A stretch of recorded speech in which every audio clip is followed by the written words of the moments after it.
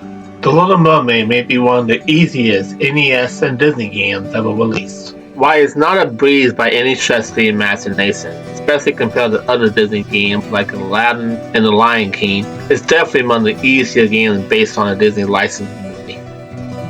Alongside the artwork, graphics, and delightful 8-bit music, the game really makes you feel like you're under the sea with Ariel.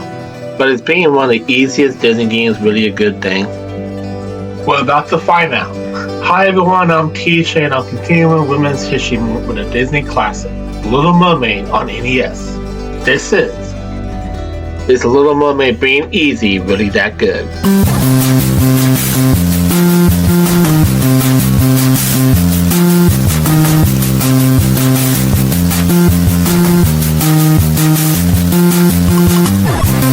The game starts you off at the title screen with a rendition of Under the Sea playing until you press start. From there we get a cutscene, which was still fairly well for NES games at the time, showing Ariel and Eric while the plot for the movie is explained.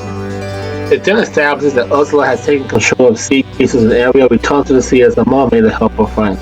And I just love the fact that she immediately turns back into a mermaid, no trident, no master epination.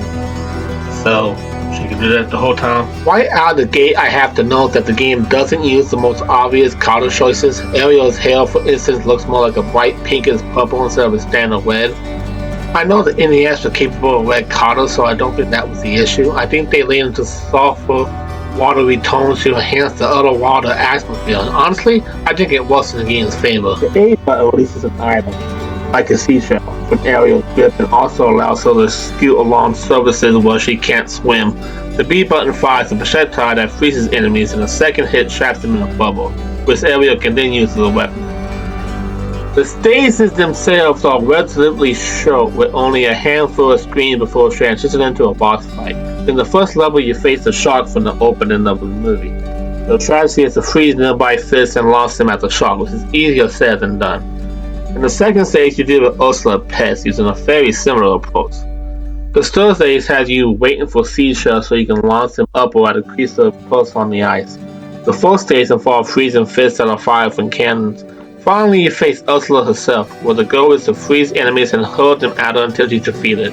I wasn't able to get footage of Ursula this time around. I've beaten the game before, but I got frustrated during stage 4 and ended up calling it there. The music in these stages is very much in line with the Little Mermaid's tone and atmosphere. Every track feels like it could have been in the movie. And while none of the songs directly copy melodies from the film, each one successfully sets the mood and keeps you engaged by playing.